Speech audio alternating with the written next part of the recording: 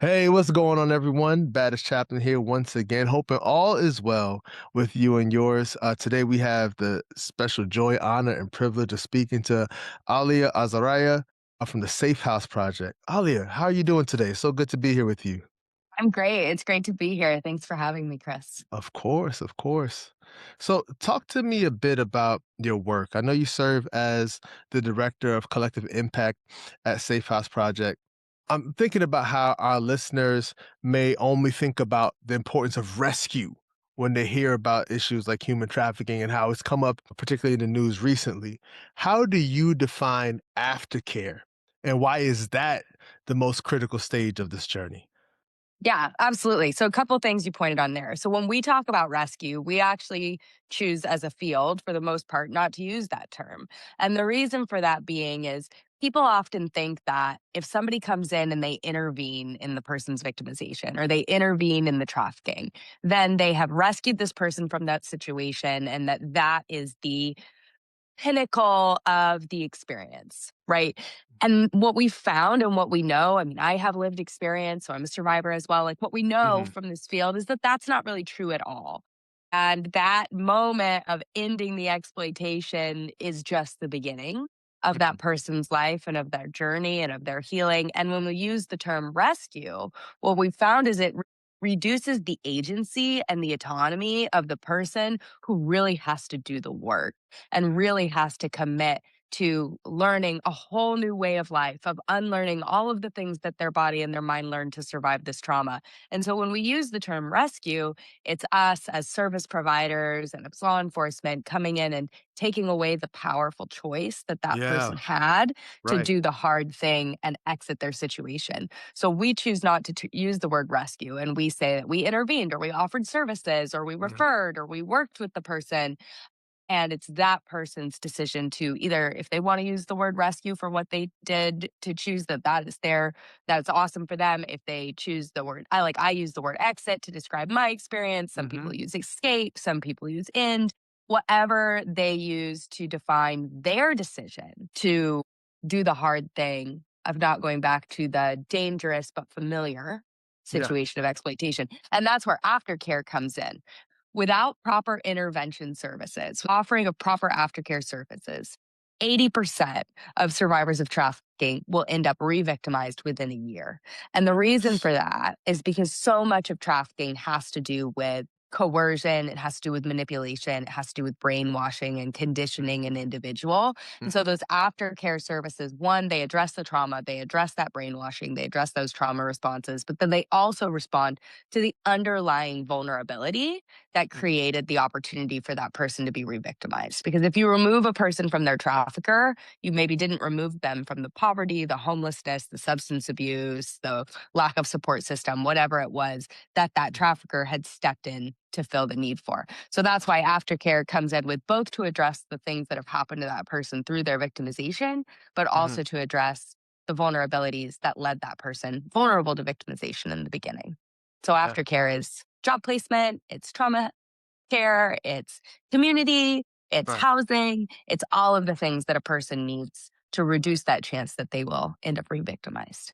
Absolutely. So it's very much more about like the long term, whereas it seems like a lot of attention when you talk about rescue is just like Yeah, in that moment of extracting someone from the exactly. situation. I'm with you. I'm with Yep, you. yep. So who would you say are those necessary partners? Because the way you've just described it, it seems so multifaceted. It's not just saying, okay, you're out of that situation, but we got to create a new life. There's job or education or whatever it is. So who are those partners that you've seen like in a successful long-term care situation? Yeah, anyone and everyone Yeah. Okay. are those partners That's is fair. kind That's of the fair. answer to that, That's fair. That's right? fair. Like we need healthcare. We need Yeah. healthcare partners. We need mental health partners. We do need access to the justice system for the survivors that have that as part of their healing journey. So we need law enforcement. We need prosecutors. We need housing services. We need career development. We need business partners. We need donors. We need church faith communities to come alongside anyone and everyone. Our Brittany, she has this beautiful thing that she calls the eradication framework, which is Yeah. where my title, that director of collective impact, right? Yes. Yes. Title came from, that really shows every single one of us has a part to play in Mm, preventing and eradicating trafficking, which mhm. is ultimately our goal as an agency. Of course. And it really does take every person at the table. It takes teachers, it takes educators, it takes parents, anyone that has a role in the world has a role in eradicating trafficking and Yeah, in yeah. aftercare. Right, of course, of course. Yeah. So, with your organization, Safe House Project, you've all built a massive network of over 600 safe houses. What would you say are the specific gaps in the traditional shelter model that your aftercare strategy seems, or rather, aims to fill? Yeah. Uh, Great question. Honestly, we probably have double that network at this point. And Wow, to wow. clarify, we don't run the safe houses where Uh-huh. it's a privilege to be able to partner with these safe houses and Uh, to be trusted by them. We've been able to offer significant amounts of funding over the years, but then we really invest in our time and expertise to walk alongside them to help get to best practice. But when it comes to gaps, that is one of the areas that we focus on. So we have this like find the gaps, fill the gaps yeah. mentality is how we run. And there are so many gaps. One of those main gaps is in minor care. It's really difficult to Mm-hmm. open a program that serves minors. And it's very, minors are my bread and butter. 'Cause there's nothing I'd rather do than work with teenage girls that have Yes, experienced trauma. They are my favorite. I think for they're sure. so fun. But it's also like the most difficult demographic to work with because you're at the beginning of the seed planting stage, Oh, right? And you goodness. don't Right. see, yeah, you don't get to see a lot of the same, maybe like very clear fruit. The fruit looks Mm-hmm. different at that Mm-hmm. age. And it's also, there's a lot of licensing. So we have a lot of needs for minors, a lot of need for those aftercare services for men as well. And people who experience labor trafficking instead of sex Right. trafficking. There's also a huge gap in like specialized services for people whose trafficking experience started in their family and they need Mm-hmm. care from that. There's like, extra levels of trauma and of No doubt. betrayal Of and of course. community needs. And then really for long-term care, we're good at addressing care for like immediately out and maybe in those first couple of years, but Mhm. those this kind of trauma stays with you forever. And so what about Of people when they're course. 5 years out? What about when they're 10 years out and they Yeah, still yeah. need like a safe place to be able to support each other? And then mental health care is another huge gap, Oh, I would say as well. It's difficult to get appropriate mental health care for yeah. survivors. Yeah. So we have a lot of gaps. We have a lot of great work that's happening, but there's a lot of room to fill in. Yeah. And even with you articulating all of those things as gaps, what I see there is an opportunity to really have comprehensive care, like that. Oh yeah, well that's what we're going for. Yeah, yeah, yeah. No, I Yeah. understand that entirely. I'm thinking about, in the past, you've mentioned the essential nature of restorative care. What does a restorative environment look like in practice compared to just a safe environment? Oh, yeah. Safe means I've met your basic needs, right? You have a place to sleep, you're not gonna be victimized while you're here, and you have food. Yeah. Restorative means I'm providing all of the services and pathways to you for you to choose your own adventure, Yeah, yeah. right? It doesn't mean like you're still in survival mode. It means that you actually have the chance to rebuild either what you once had or what you never were given the opportunity to build in the first place. Mhm. Figure out who you are, figure out where you thrive, what brings you alive, and No then doubt. make those things possible. Yeah, yeah, yeah. Right. There is another survivor that I was at a training at one time, and she said, hope without resources is cruel. So if you give Ooh, people, yeah, for real though. For good, real. right? Yeah, You can give people hope by saying you don't have to go back to this situation, but you don't give them the resources to make a yeah. life worth living available. Like that's cruel. It And is. so restorative is where's a life worth living outside of exploitation? Where's a life that Right. you don't have to escape from every day? Right. My goodness, no, that's such a profound quote. I'm still stuck on that just because I I know. It I stuck with me. think people from, like, a well-intended place do that all the time, like, with a variety of, like, difficult or, like, almost, like, unspeakable things. They're just like, "It's gonna get better." They have no idea how to make it better, they don't know where to start, but it's almost the need for people to feel like, and maybe it's a self-serving need, but it's a need to, like, feel like it's gonna be okay, even if they don't have any Hmm. plan on helping to make it okay, you know what I mean? Like, Hmm. my goodness. That Yeah. really jammed me up. Yeah. Yeah. Or they assume that like, well, it would be okay for me. but not everybody has access to the same Of resources or the course. same background or the same set of facts on how the Yeah. world works and Right. humanity to draw from. Yeah. Most Yeah. definitely. Most definitely. So we know that human trafficking in particular has become a real higher priority in the mind of the public recently. I think about all the attention is given to like Epstein Island. I think about just the ways in which Of people course. have been sort of buzzing online, thinking about human trafficking. So, particularly with those who are in faith-based organizations, there's so much attention towards it and saying like we have to prioritize interrupting this. Talk to me a bit about like I know you're doing this work from a faith-filled perspective. What's the difference between simply being faith-based and operating in a way that's actually ethical, that's trauma informed, and that's survivor centered? Like, help us understand the difference between just doing it faith based and doing it in those informed manners. Yeah, absolutely. So, what's interesting about this field, specifically the anti trafficking field, is the vast majority of organizations that have stepped in to serve survivors are faith based organizations or they were faith Wow. founded, Yeah, right? yeah, yeah. So, that's interesting. Not all by any means, but a significant amount, especially those that do the safe housing, which is really the intersection of trafficking that we have most of our Mhm, expertise in is that kind of intervention into restorative and housing for survivors. Even our organization is not faith based. I'm a believer. I'm a Christian. I went to Bible college and mhm. used to be on staff at a church in Chicago and all of that. But our organization is faith founded. So it was founded on the faith of our CEO and COO, but it is not faith based. And we have many Gotcha. staff members who are not, none of the services that we provide are faith based. Mhm. So that being said, like I said, the vast majority of organizations that we interact with are. Yeah. And they fall into two different kind of buckets. The one is come and let's have Jesus heal you, which I think we can all agree would be the easiest way. Oh, for sure. I wish that was the Yeah. answer. Yeah. I Sign me think we up. all wish, Right. right? Right. Right. Right. Like, Right. even as somebody who's actually experienced that, I fully believe that the reason that my work and things took off in the way that it did was Yeah. because the Lord came in and made up for some gaps in healing and filled those things and did that. That's not the journey for every person. And it Of happened course. because that was my, like, for me, that was my choice to step Mhm, into that experience and something that I was desiring. And so I think people see those kinds of experiences and they think, well, if we can just like save everyone through the gospel, then mhm. everyone's like things will be healed. And the Lord just doesn't choose to work that way in Yeah, everyone's yeah, yeah. life, right? Right. For Some sure. people it's a process. Some people that's Mhm. the seed that was planted, Of course. And so when we start faith-based organizations and we start them from and we use our faith as how we are going to practice service, as Mhm, far as what we're going to provide in service and who we're going to provide service to, mhm. instead of how we're called to serve as far as with excellence Yeah. for all, in the Right. belief that everyone has inherent dignity. We come up with two different types of services, and one is very exclusionary and can Mhm. be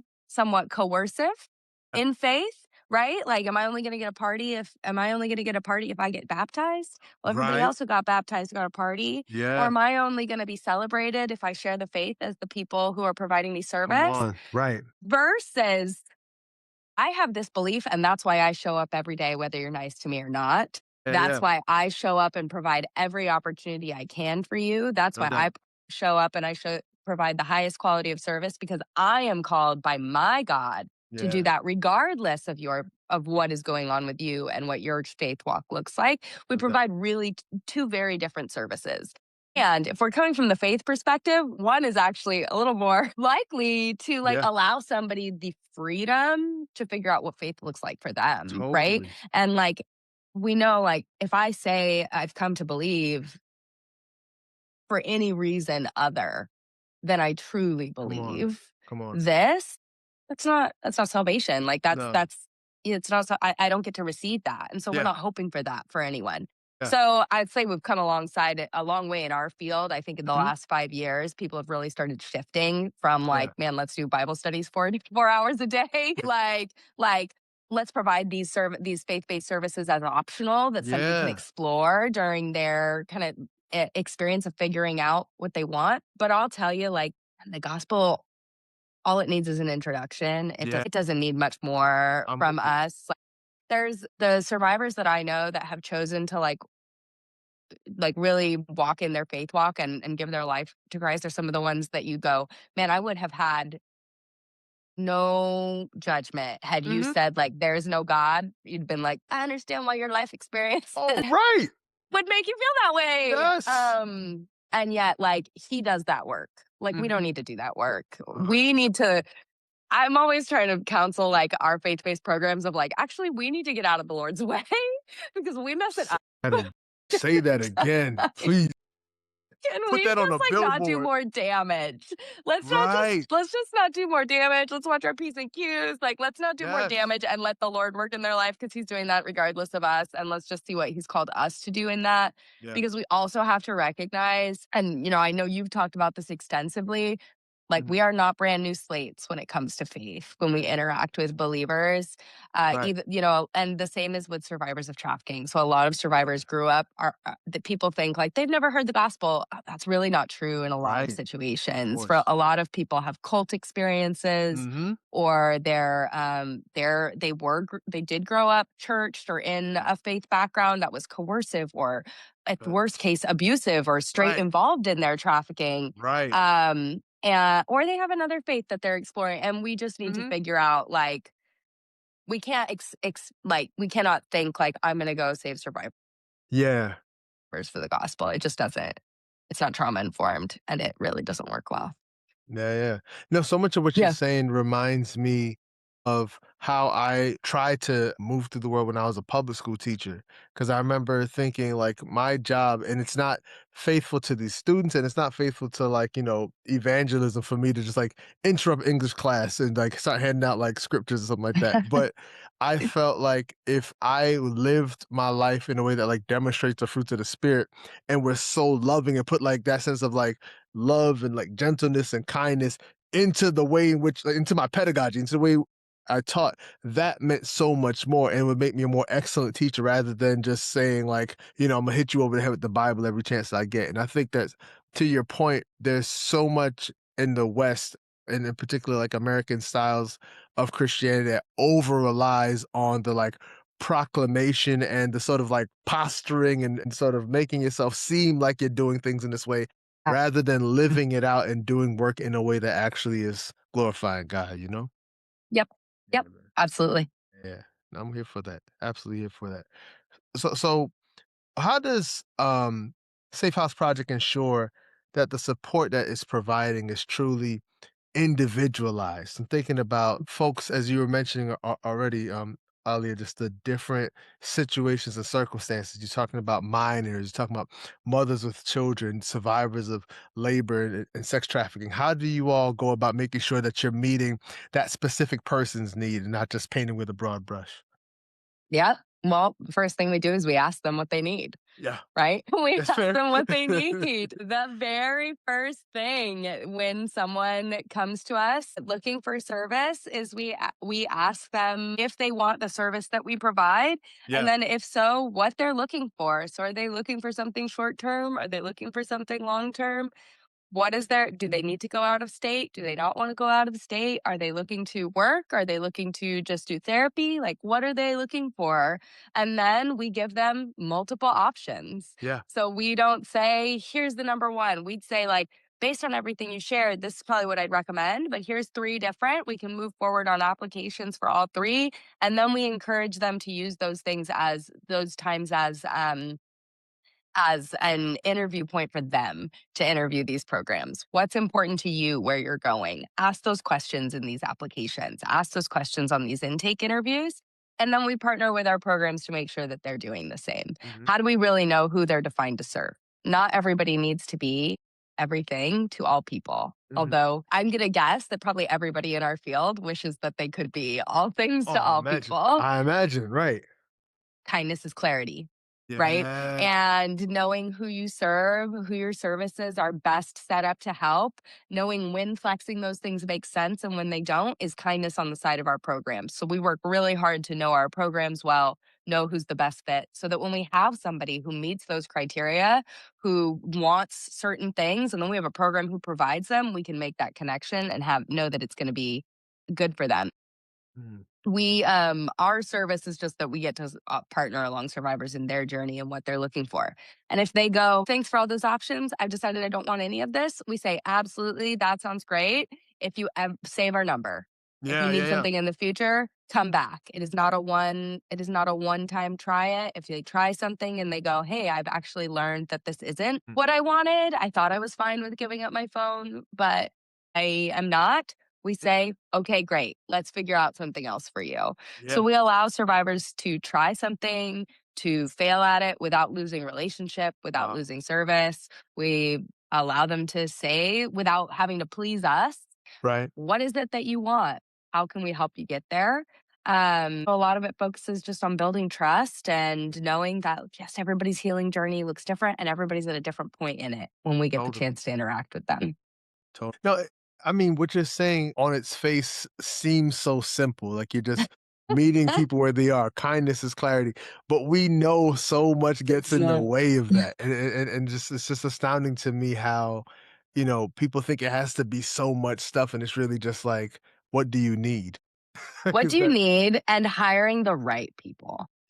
I Yeah, think for that's sure. the other piece of this. Like, we could train all day on how to do this, Yeah. but there is something inherent in it. Mhm. And we have our survivor support staff, which are those who work directly with our clients, are the best Yes. people in Yes. those jobs. And that's a really important element of it also, because not everybody is I'm not cut out for that piece, Heard. right? Like our COO not cut out for that piece. Like, we're Yeah, yeah. great at other things. Yeah. To actually be able to walk along somebody in a moment of crisis, to offer them Mhm. services, to make them feel safe, and to do it for our team virtually and over the Right. phone, because we're Right. working nationally with survivors Yeah. from anywhere, Yeah, takes yeah. a really special person. So we're really intentional about who has in those roles, and man, we have the best team. I hear that. I hear it. Talk that talk. I love that. I'm thinking about the way in which, you've talked about, how great the team is. I know that Safe House Project recently released a best practices document called Trauma Informed Admission and Intake. Talk to us Yeah, about why traditional intake processes often are re traumatizing and what can yeah, organizations do to make sure that they're not adding to the harm yeah. and the trauma that's been done. Yes, that's one of many white papers that have come out. If anybody is in clinical practice, totally recommend they take a look at those white papers. They are a labor of love for the team members that do that. But if you think about what it's like to, think about what it's like to do an intake at a new doctor's office, right? And they're asking you all of these personal questions about Yes. yourself. If you already feel like, well, I'm going home and I'm safe, feel safe, I don't have negative experiences at a doctor's office, then those personal invasive questions, you're like, this might be uncomfortable to answer Mm-hmm. this piece, or it could not be, but I have a felt measure of safety Yeah. already. So Yeah. this isn't a huge event for me.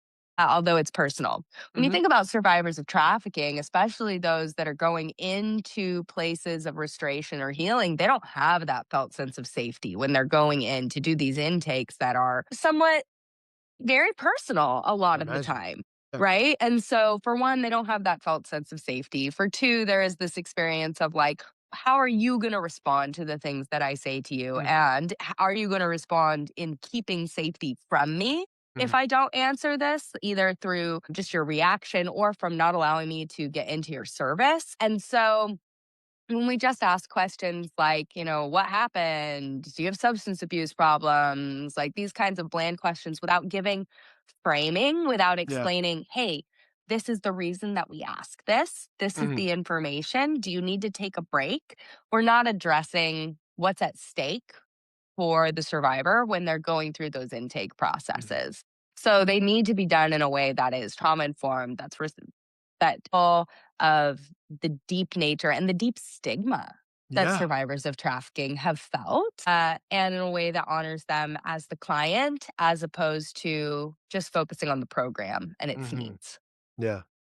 Now, I love that because there's a way in which what you're speaking about, Ali, it makes me think about how we can do service of any sort in a way that centers ourselves or centers those Yeah. who we serve. And so much of Yep. what you're talking about sounds to me like centering those you're serving rather than just coming up with the most efficient document for your purpose, you know?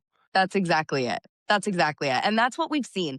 And the reason I think that happened, I think it was out of good intention. I think Yeah, a yeah. lot of organizations started and they're like, "We're gonna help." And then they didn't have great intake practices maybe, and they started accepting people that they didn't have the clinical expertise or Yeah. services to serve well, and it Right. created a lot of disruption Yeah. in and dysregulation Mhm. internally. And so instead of figuring out how do we if these are the people who need service, how do we shift our services to ensure Yeah. that we are equipped to meet those individuals? They Right. started creating rules and boundaries Mhm, around mhm. what people did in the home and what who they brought in to Right. keep peace in the program instead of Yes. adjusting program for what people needed. I actually need. Right. That Yeah. makes sense. I That makes think sense. we're shifting out of that. At least a lot of the firms that we work with are shifting out of that. Uh, But it was a learning process for a lot of has to people. be. So that's we're hoping to be able to provide those types of white papers so Mhm. that people don't have to feel like they're floundering in how do we change these things Totally. that aren't working? How do we have a resource that shows what the authority, what best practice is in Yeah. doing this well? Most definitely, because I can see, especially having worked with faith-based organizations, the, grasp of the urgency is there, and they're like, "We don't have Oh time to yeah. waste," but at the same time, there needs to be proper training, and really consuming the white papers that you all are putting out is a key part of that. But I Yep. know that you also have trained over 80,000 professionals, thinking about, everyone from law enforcement to those who work in healthcare. What would you say is the single biggest myth or blind spot that these professionals have when they first encounter a survivor in their field? Yeah. Uh I'm gonna take the liberty of taking 2 biggest myths. I think the Yeah, cool. number one is that survivors will say they're victimized, and that just is not what we hear most Yeah. survivors say when they first interact with somebody. There are absolutely some people who are like, "I need help right now," Yeah. but the vast majority are not, and so that they would self-identify is Mhm, number 1. mhm. And 2, it's that myth that we talked about earlier. Well, Yeah. then if we can stop the trafficking, everything will get better. Right, right. Yeah. When we really know the onus is really on us. We have the most access to information. Survivors of trafficking have very little access to information Mhm, about what's mhm. happening to them. And we have more information. We have the ability to educate ourselves, whereas that ability is usually limited Right. and controlled on the part of the person. And then we have the access to the resources. And so the onus is on us to both identify and to provide resources, the opportunity to interact with those. Heard, heard, heard. I mentioned earlier about the significant media attention that human trafficking is getting. I'm also thinking about the way in which that story is being told.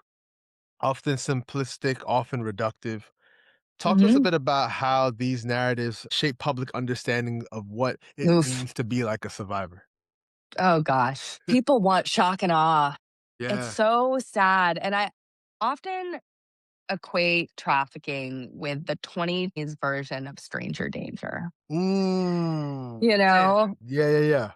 we always thought like the bad guy harming kids was, Yeah. or we wanted to believe that the Yes. bad guy harming kids was the stranger in the white van. And we've Yeah. all come to know, which is not true. It's usually a family member or a Right. friend of the family or a Yes. teacher, right? Right, And it is right. the same with trafficking. And we Goodness. see, media representations of Mm. trafficking. We see, movies like Sound of Freedom. We see, gosh, what else? Like, I'll have people send me things that they find on TikTok or Facebook Right. about like if you have a flyer on your car, Mhm. or Yes. I was almost trafficked, and sometimes I have to say like, hey, this is a dangerous situation. There's for sure Mhm. something sketchy happening there, and you're gonna want to be careful or call the police. It's probably not trafficking because actually, Yeah. what trafficking thrives on is compliance of the Mm. victim. And that is much easier to do when the person doesn't have a good community or a good support system. And when we Yeah. boil down trafficking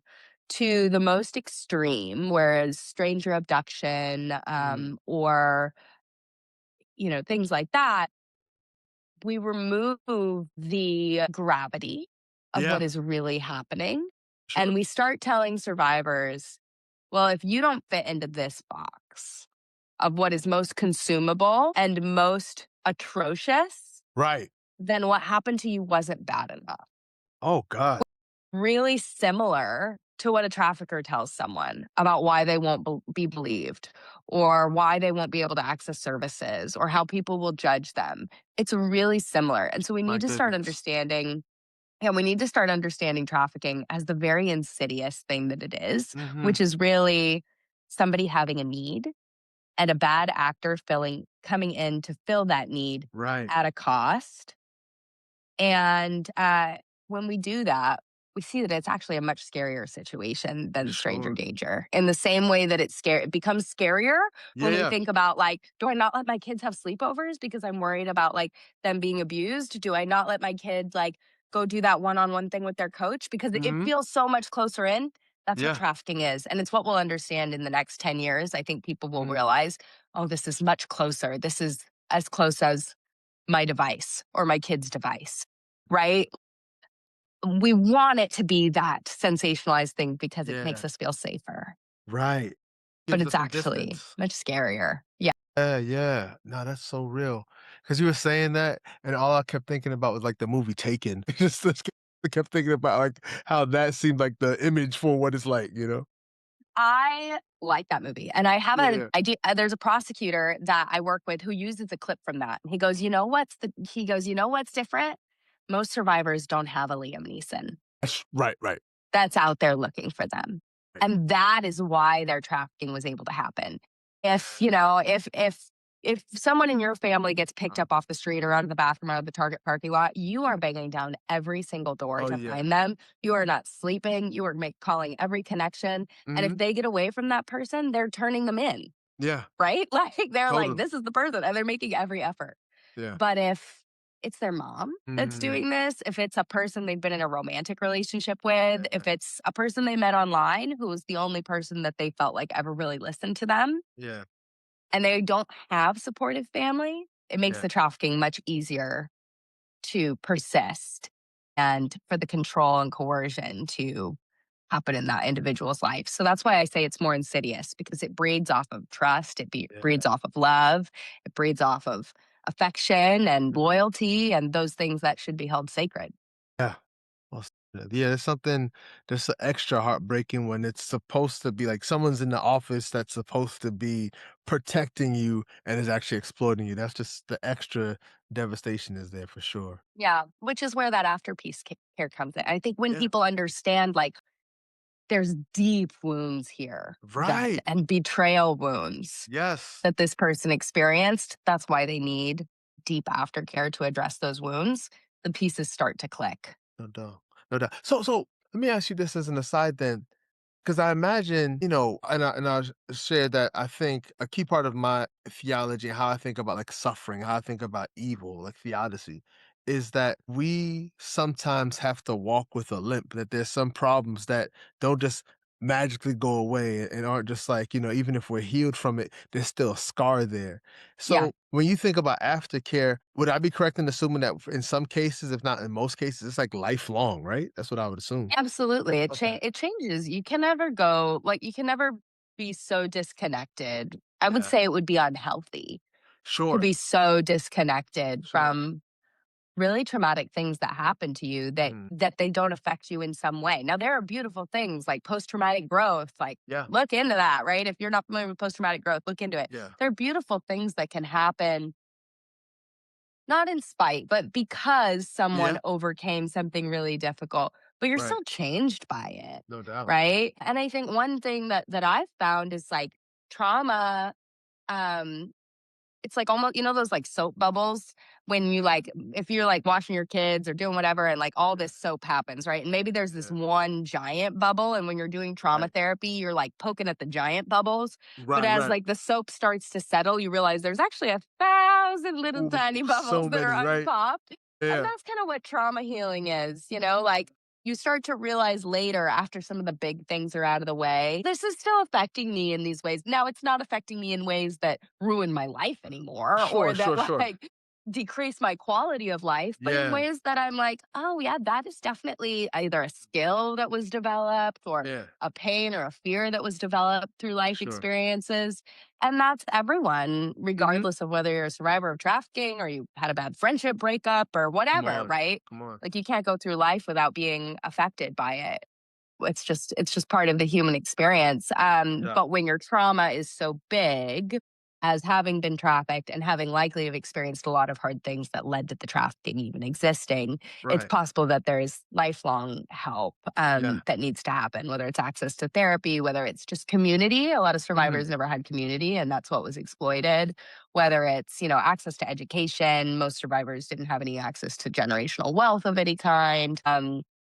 Maybe it's, criminal record relief, all sorts of Mhm. different things that are compounded by this kind of compound trauma. Yeah, aftercare is lifelong. Absolutely. And even if you think about getting into elderly care and like starting to lose control Yeah. of your life, like that can be very triggering for somebody who had No. that Sure. life experience and medical care. And yeah, it is lifelong.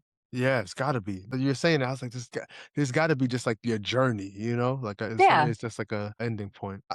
I'm thinking about, uh, we were talking about faith earlier, and in preparation for this conversation, my mind wandered toward, in my estimation, one of, if not the most heartbreaking stories in scripture, which is Judges 19, where you have the Levite and his concubine. How does your faith inform your work? And in what ways do you feel God is calling all of us to interrupt exploitation? Yeah. For me, it gives me a lot of hope. Okay. Because if you believe the gospel, you believe there is time for all of us. Yeah. And it is right. Like as I touched on earlier, like we all wish we could just come in and be like, "And you're healed." Yes, right, of Jesus has been course. here, right? Yeah, yeah. Um, but we understand that there is process. That Mhm. it's not all on us Right. either. If I didn't have my faith, man, I would think that I had a much bigger part in this than I really do. And my faith allows me to have the comfort of knowing that the Lord wants the best for this person, regardless of if I ever talk for them, that He is with them, that He is Mm, like looking out for them, and that His ultimate goal to bring them safety and bring them healing and like eternal healing. mhm. Um and so I can release a little bit easier than I could if I didn't have my faith. And it Yeah. also reminds me to keep showing up. It gives me a servant heart, keeps me from getting Mhm. too big. I say it keeps me from getting too big for my britches, and it also Turn. helps with the imposter syndrome, That part right? too. Because if the Lord placed me there, then I don't need to have imposter syndrome. And I know nothing. It would just be like, Word. well, for whatever reason, for Yeah. whatever reason, I'm in this room and okay, he goes Yeah. before me. And then on the other hand, I know it's never myself that placed me there.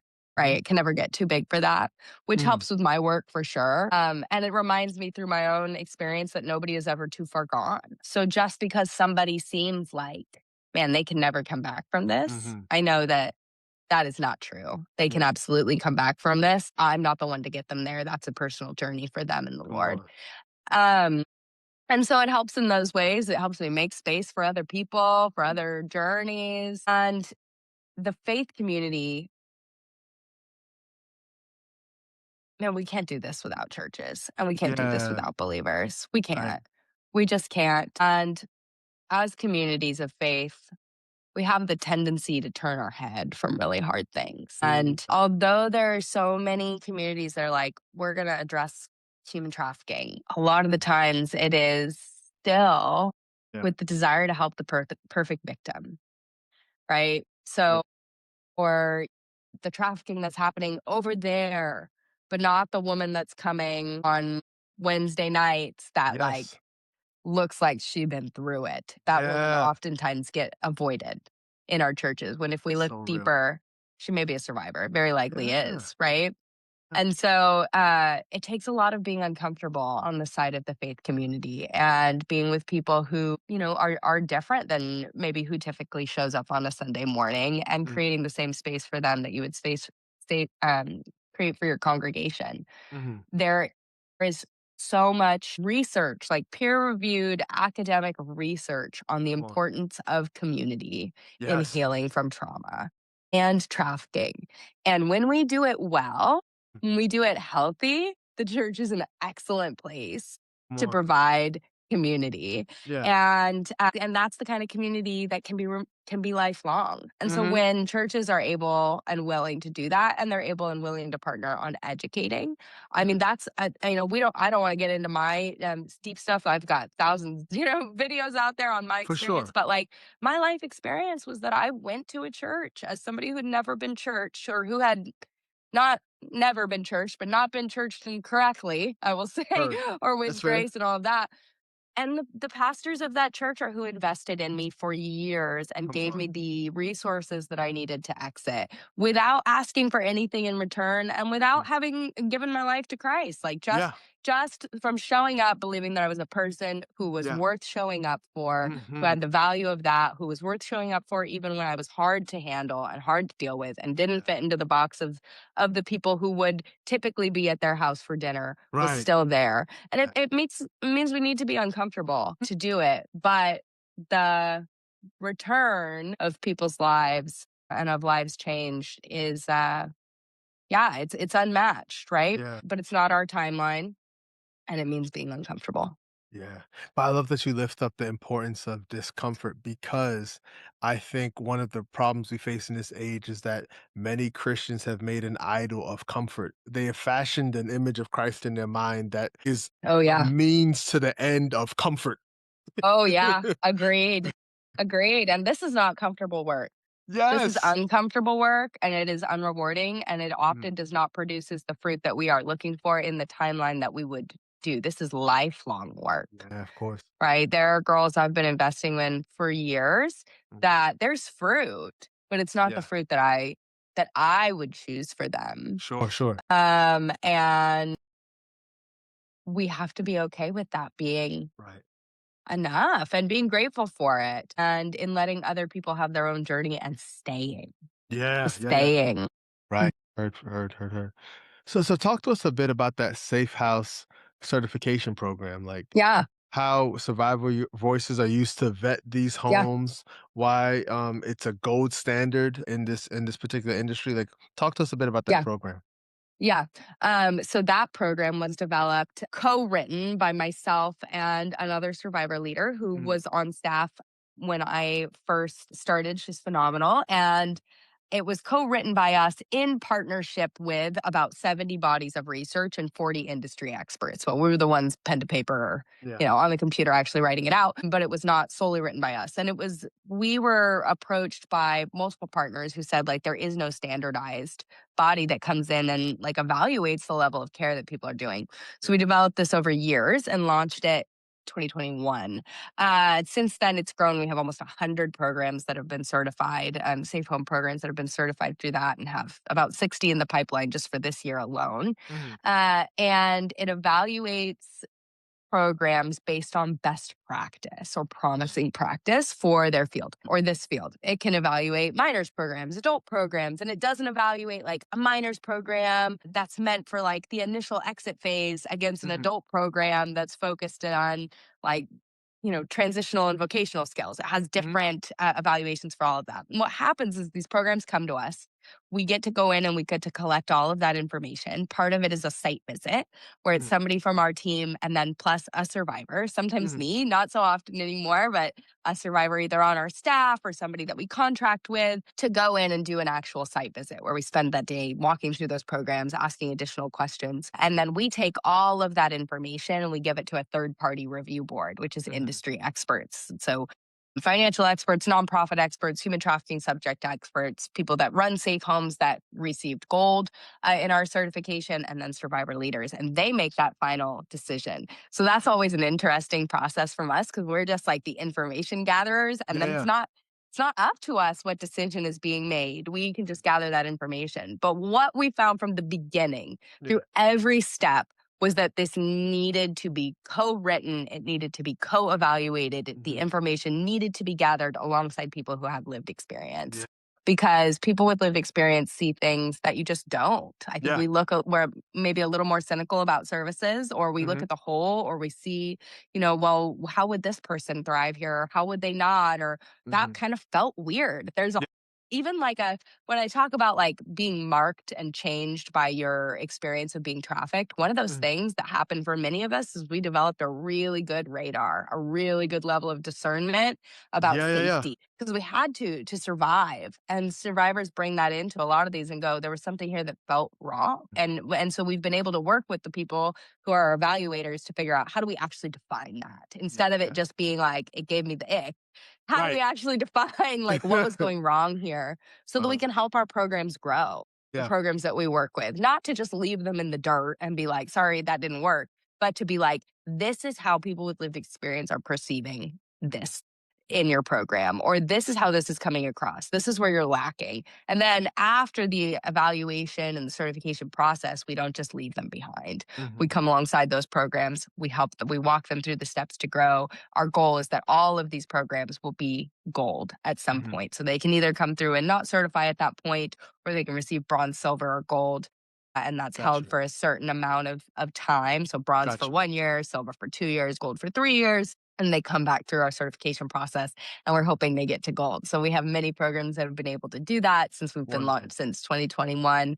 We've had a couple, programs come back through and go from bronze to gold, or go from not Mhm. certifying to silver, Mhm. different things like that. Because of it's really difficult to launch a program and then try and get it to best practice while you're dealing with daily Right. crisis Right. without help. So that's how we do it. And every single piece of it from every step has survivor involvement because that was really important to us when we wrote it. Yeah, totally, totally, totally. Yeah. I'm thinking about some of the work you've produced that talked about how difficult the process is to legally change your name and to reclaim Hmm. your identity. Talk to us about how the current legal system fails survivors who are simply trying to be found by the right people and hidden from the wrong people. Oh gosh, from the beginning, let's say. Yeah. I mean, there's a huge correlation between Mhm. trafficking and the criminal justice system, right? Obviously, Mhm, mhm. trafficking is a crime, but also a lot of survivors have been criminalized. In the same way we look at like the criminalization of Black and brown communities are overrepresented in human trafficking data. No. So is criminalization. And there's also, so when survivors are exiting, and they're able to exit, one of the biggest things that they have on their plate to deal with is like maybe parole, probation, Mhm, or experiences of being formerly incarcerated, or mhm. things that are stopping them from getting a job because of that. So there's that correlation with the criminal justice system. And then there's also the piece that, one, like trying to, I think people assume that like if a crime happened to you, you want justice through the Right. in prosecution. But the crime of human trafficking relies really solely on a cooperative victim of that crime as the main piece of evidence Yeah, in yeah, that yeah. crime. And that is a very arduous process. And it can be very re-traumatizing.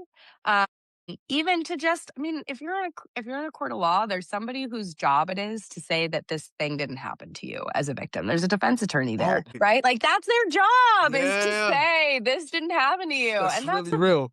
that's not a fun thing to experience at Can be. all. And so a lot of survivors choose not to disclose or go through that process.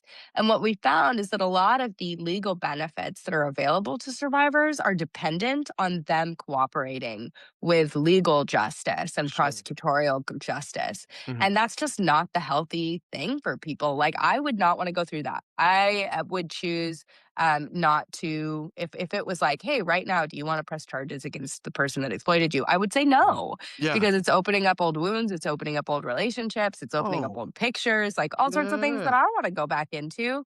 And if Sure. the ability to change my name depended on me having that Mhm, prosecutorial experience, mhm. as it does in many states, Right. that would be a huge barrier for me. Um, I live in California where we've adjusted some of those things. Okay. Uh, but like so I had to do my name change very publicly. I had Mhm. to, like, put it in the paper and all of that because I didn't want to do the confidential name change. If I wanted to do the confidential name change, it could have messed up my credit, which Ooh. is the whole problem with like, Yeah. survivors often have difficulties with credit. Yeah. Um, there were a lot of barriers. And that's Sure. just really similar for like survivors who are trying to now get their like vacature happening for Mhm. crimes or expungement happening. You Mhm. usually have to go back into the archives and prove your trafficking like in a very in a way that can be rather demeaning or go Yeah. back deep into those things. So we're working on this in some states, but for the vast majority of states, we still have a lot of barriers for survivors who are accessing justice, survivors that are accessing healing, who are accessing legal restoration, all sorts of Yeah. different things. That doesn't really address the lived reality of what it's like to be in that place of Certainly. needing that change. Yeah. I hear that. Yeah, it just feels like you just described like obstacle after obstacle after obstacle. Yeah, it just sounds Yeah. like too much. Yeah. It's a lot. It's Yeah, definitely a lot. most Yeah. definitely. Well, we're recording this during Holy Week, and for us who are followers of Christ, this is a time to consider Christ's suffering and prayerfully grow in our empathy for our neighbors who endure suffering. So often we feel inadequate and unqualified to address one another's suffering. But Alia, to close, I'd love for you to share with us best practices to uphold the dignity of our neighbors. Yeah. Oh, gosh. Lack of judgment and an offering of choice and autonomy, Yeah. would say, right? Um, we often see people's circumstances only through the information that we have about Mhm. them. And sometimes, I would say most time with most people, the Yes. information we have about them is not all of the information, Yeah. Yeah. right? So we can go in with humility of understanding that there's probably a lot that I don't know about Hmm. what this person has experienced. Hmm. Um, and I'm not here to assume what their life experience has been or what those life experiences have taught them about how the world works and about how Hmm. we interact with each other. And I can go in with curiosity and with that lack of judgment. And when I extend invitations to healing, invitations to services, that I can respect that person's choice to Hmm. say no to those services or to say, um, yes, but You're to right. those Right. services, Hmm. that I can appreciate being a part of their journey. Yeah. I think when I look back at the way that Christ interacted with people, Hmm. there was never a command to um, do anything other than what they were choosing to do in that moment. It was always choice. Like commands to Yeah. follow him were always through that individual's choice. So like I think Yes. about like the rich man, right? Like, Right. hey, this is what it would take. This is what it would Yeah. take. And Right. I'm not gonna force you to follow me. And it's kind of the same with the way that I think we're supposed to interact with each other. I can Mhm. offer you the Yeah. things that I think would be helpful. And it's gonna be your journey to walk Mhm. through that. And I will also say Mhm. that it is a privilege to be seen as an important person in the life of somebody who has experienced unimaginable hardship. My goodness, yes. To be seen as valuable in their eyes, in their life, is the biggest privilege Yeah. in the world. Yeah. And that's how I look at Mhm. like the opportunity that I have to Yeah. be the hands and feet in Jesus to the girls that I work with one on one is like I know who Christ is in my life as far as my best friend, the person who is there for me, the person who like answers every call. To get to model even 1% of his character Yeah. and be seen as 1% as valuable to these people who I know are the closest to the Lord's heart through what he Mhm. says. For real though. Yeah. It's beyond a privilege to get to be a number in their phone, to get to be somebody that they say means anything to them and who they value as a safe and supportive person. Unparalleled. Yeah. So I guess I would just say, like, who's that person in your life that you think the Lord is closest to? Not through their behavior and through their serenity and through their peace, but through their suffering. Yeah, yeah, yeah. And what role is he calling you to play? It's probably not Yeah. savior. Right. I It's think that probably not savior. that job's taken, isn't it? The job is taken. So is their Holy Spirit. That's But right. Yeah. their friend may not be. That's real. Very real. That's true. This has been such an honor. I'm listening to you speak, and I was like, I could not think of a better conversation to have during Holy Week. Thank you so much for this. It's Amen. truly an honor. Truly an Thanks honor. for having me. I'm so glad we finally get to connect. Yeah, same, same, same. I joke that this podcast is just an excuse for me to talk to great people. That's all it is. I love it. I'm here for that. That's a great reason to have a podcast, even if it 100%. is the sole 100%. reason. Yeah. So how can we support your work and support you Yeah. as you're doing this journey? But totally on a different vein, you can download Simply Report. There's a whole nother conversation we can have. If Okay. you are interested in reporting trafficking, think you might have seen something, the number one way to get that information into law enforcement hands is Simply Report. There's Okay. an app in the App Store and Google Play. It also can be on a web base. It's totally anonymous if you choose for Mm, it to be. But if you think like, hey, I know something is going on, report it at simplyreport.com or Simply Report on the App Store. uh, And then, secondly, follow along on our work. We have a lot of free resources that are mhm. available. I have a monthly webinar series. We have Cool. a free 1 hour video based awareness training called On Watch. I am onwatch.org. There are a lot of ways to stay connected. You can follow us on Instagram, Safe House Project, LinkedIn, or Facebook. And then if you know someone who has experienced this, who wants restorative care, or if you are someone, you Right. can come to us for service. And we are happy to walk alongside you or that person in that journey and help make sure that you've got all of the resources that you need to heal. Thank you. Thank you so And much that's for sharing via that. that's via the Get Help button on our website, Okay, get help button on there. All right, so I'll be sure safehouseproject.org. safehouseproject.org. Look for that link in the episode description. But once again, Alia, such a joy, a pleasure. Thank you for doing the incredible work that you're doing.